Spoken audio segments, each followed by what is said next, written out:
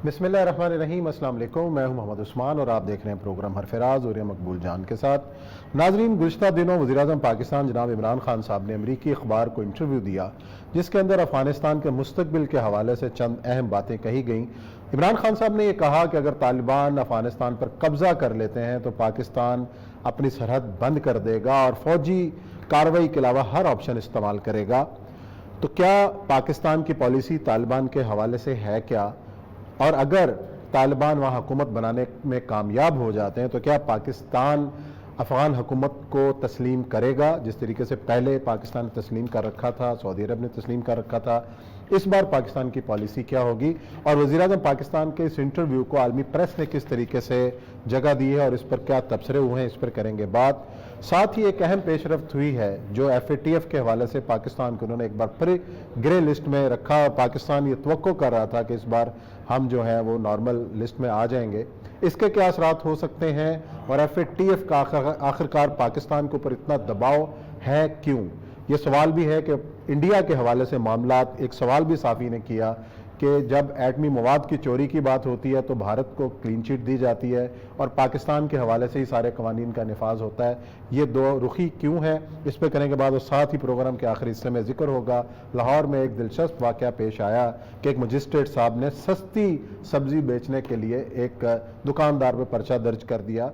इस पर होगी बात, लेकिन बढ़ते हैं अपने पहले मौजू की जानिब।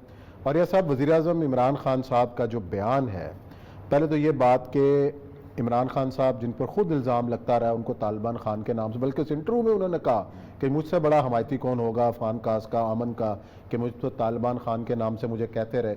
लेकिन ये जो बयान है कि एक तो हम बाड़ लगा देंगे, सरहद सील कर देंगे और फ़ौजी कार्रवाई के अलावा हर ऑप्शन तालिबान के ख़िलाफ़ इस्तेमाल करेंगे, क्या ख़िलाफ़ पाकिस्तान जा सकता है इन हालात में जबकि एक कुव्वत जा रही है और तालिबान हुकूमत बना लेते हैं? अगर किसी को बाकी भी सवाल बाद में करूंगा, पहले तो ये जो बयान है कि तालिबान के खिलाफ तो एक तो ये है कि इमरान खान साहब के गुज़श्ता 20 सालों के बयान उठाएं, उनका सारा तबसरा जो था वो पाकिस्तान के तालिबान के हवाले से था। उन्होंने कभी अफ़गान तालिबान के बारे में एक न कलमा खैर कहा है, न कलमा जिसे कहते हैं उनके ख़िलाफ़ कहा है।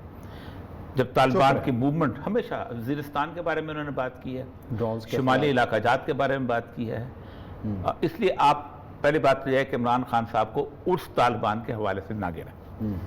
उन्होंने जो जहाँ पर जाके वहाँ किया था, जुलूस निकाला था, वो अफ़गान तालिबान के हवाले में नहीं निकाला था, पाकिस्तान के अंदर जो कुछ हो रहा है उसके हवाले से निकाला था।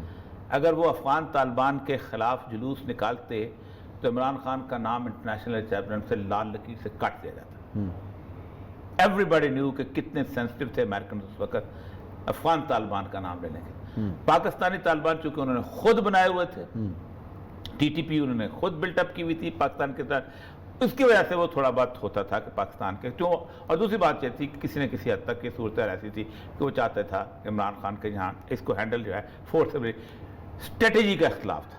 तो एक बात तो तालिबान खान का नारा उनको मुल्ला उमर की वजह से नहीं मिला, ये क्लीन कर दें आज से बात। और मैं पूरी दुनिया को भी करना चाहता हूँ कि इमरान खान साहब को कम से कम अफगानिस्तान के तालिबान का टॉर्च बीरर ना समझा जाए, कभी भी नहीं रहे। और तालिबान भी अच्छी तरह जानते हैं वो टॉर्च बीरर नहीं है। तालिबान का मामला इस वक्त उन्होंने जगह सील करने का।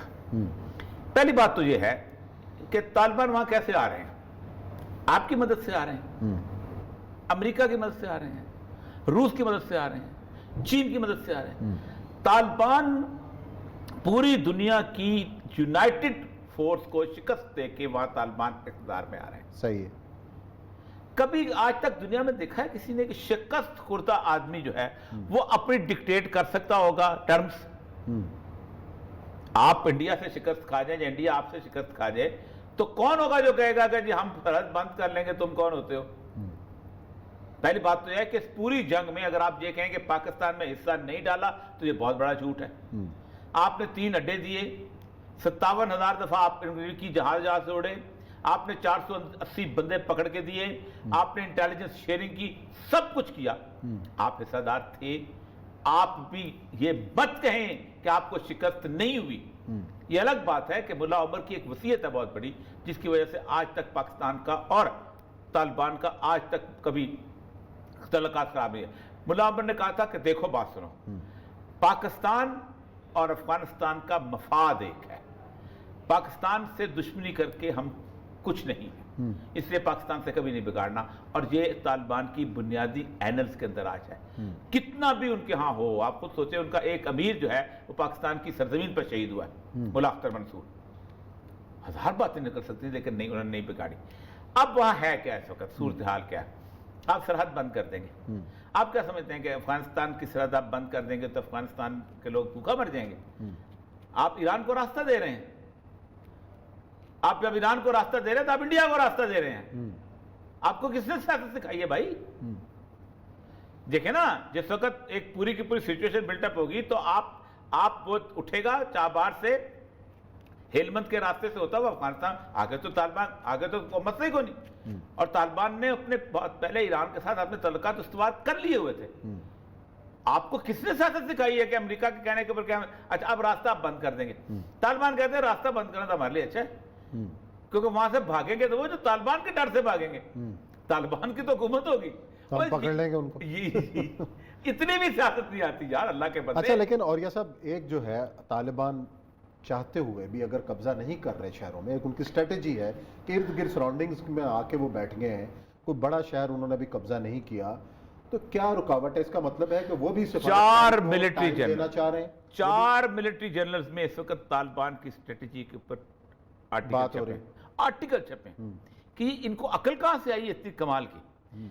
आज से 2 साल पहले अमेरिका ने 3 जगहों पे प्रॉन्ग पे काम शुरू किया था कि हम ये करेंगे तो तालिबान अगर हमारे पास आएंगे, क्योंकि अमेरिका का ख्वाब, पूरी दुनिया का ख्वाब यह है कि हम जब जाएं तो जहां लोग इतने मरें, पाकिस्तान के हर सेकुलर लिबरल का ख्वाब, इतने मरें कि लोग अमेरिका को याद करें। वो नहीं चाहते कि 95 वाला या 96 वाला तालिबान का पुरअमन अफगानिस्तान है। 3 जगह पर उन्होंने काम शुरू किया था। उन्होंने कहा हम जब निकलेंगे यहाँ पर तो हम काबुल हुकूमत को हम कहेंगे हमने तो अपना सिपाही छोड़ दिया, तो हम ब्लैक वाटर की सूरत में 9,500 बंदा जो है वो छोड़ जाएंगे। बगराम एयरपोर्ट से कोई 2-2.5 किलोमीटर के ऊपर उनकी जगह थी जहां पर उन्होंने रखा। उसके साथ ही ट्रंप ने आपको बताया अचानक कह दिया था कि खत्म। जिस दिन खत्म हुआ, तालिबान एंटर हुए, उन्होंने अपने बगराम से फौजें मूव करनी शुरू की। वो घबरा गए रातों रात, और रेयान सी क्रोकर ने जो सारा बयान दिया तो खत्म हो गया।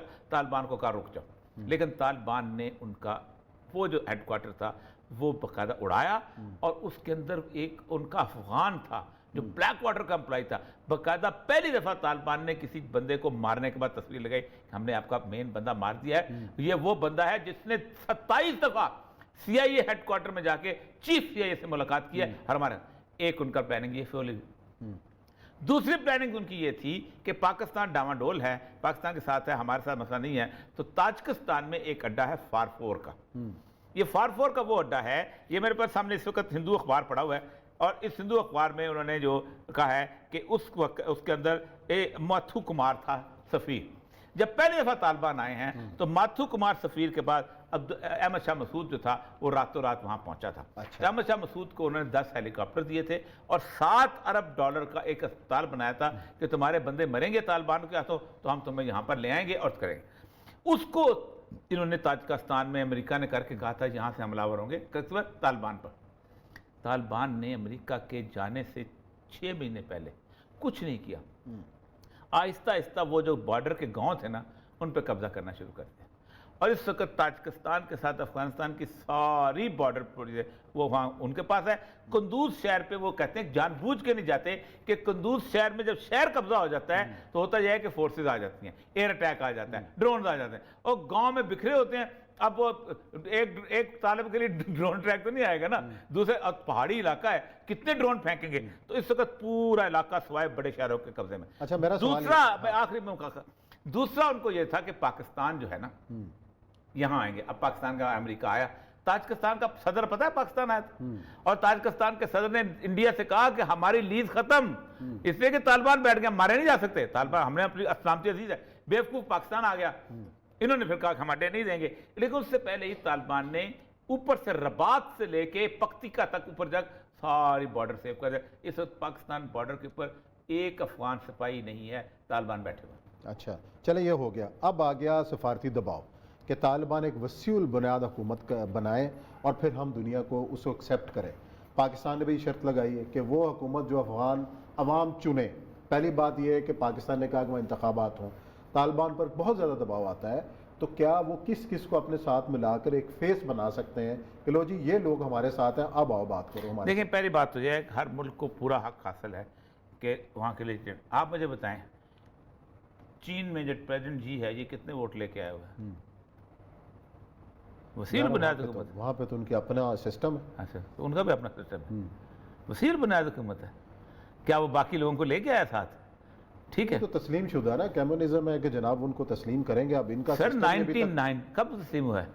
प्लीज, नहीं, इनका 1973 में, 1948 में आया था माओ तुंग। लेकिन कर लिया ना तस्लीम। नहीं तो इतने साल कैसे गुजारा है? भूखा गुजारा, नंगा गुजारा, बीमार गुजारा। तो मतलब आप कह रहे हैं कि तालिबान भी 20-25 साल ऐसे ही गुजारे। 5 साल गुजार कर चुके हैं पहले भी। क्यूबा तस्लीम किया? नहीं किया। अब ताइवान को तस्लीम नहीं कर रहे, अक़वाम मुत्तहिदा का मेंबर नहीं है, निकाल दिया उसने। ताइवान जिंदा है कि नहीं? ताइवान के आप ये मोबाइल आते हैं कि नहीं आते? ताइवान के अंदर जूसर ब्लेंडर आते हैं कि नहीं आते? अच्छा, ठीक। पहली बात तो यह है कि इसकी कोई हैसियत ही नहीं है दुनिया के अंदर। अमेरिका ने कहा ईरान से तजारत बंद करो, यूरोपीय यूनियन ने कहा हम नहीं करते, तुम जा रहे दिमाग खराब है, हमें सस्ती मिलती है अब खरीदेंगे। इंडिया ने कहा हम तेल खरीदेंगे, हमें ईरान सस्ता तेल देता है। अमेरिका की यारी के बावजूद सबसे बड़ी तजारत की इसने। क्या कर लिया? ये जो हवा क्रिएट करते हैं ना, मर जाए ये चंद 2-4 लोग हैं जिनकी सांस अमेरिका के बगैर नहीं आती, वो करते हैं। एक बात तो यह है, अगर उनका कम्युनिज्म तो इनकी ये कहते हैं हमारी शरीयत है, हम उसके हिसाब से चलेंगे। और अगर इमरान खान से कोई बंदा ये कहे कि कल हम पाकिस्तान के एड बंद कर देंगे, तुम पीटीआई और नून लीग के साथ मिलकर हुकूमत वसील बुनियाद बनाओ, तुम तो 10% लोगों का नुमाइंदा हो, तो बनाएगा? वसील बुनियाद बनाएगा? अब ये तो उनको सोचना ना, कहाँ चलो छोड़ दो, एनआरओ तो नहीं देंगे, बाकियों को छोड़ दो। उनका तो एनआरओ। आलमी ताकतें कहती हैं कि पाकिस्तान को छोड़ो, इमरान खान केपीके में मौलाना फजल रहमान के साथ हुकूमत बनाए वसील बुनियाद, बनाएगा? सवाल ही पैदा नहीं होता, सवाल ही पैदा नहीं तो होता। फिर तो जो काम तुम खुद नहीं करते हो वो दूसरों को कहते हो। यार, दुनिया में कौन सा मुल्क है जहां वसील बुनियाद हुकूमत होती? ईरान में है, सऊदी अरब में है, खुद अमेरिका में है। कोई कहेगा जो बाइडेन को ट्रंप के साथ मिलकर हुकूमत बनाओ, कोई कहेगा नरेंद्र मोदी को कांग्रेस के साथ मिलकर हुकूमत बनाओ। यार, बेवकूफों के आईजी लगे हुए तुम लोग। चलें जी, देखते हैं अब होता क्या है। इमरान खान साहब को हो सकता है इस मामले में यूटर्न ले लें, कोई नया मशवरा दे दें तालिबान को। या लेते हैं ब्रेक, और ब्रेक के बाद आएंगे और जिक्र करेंगे FATF का।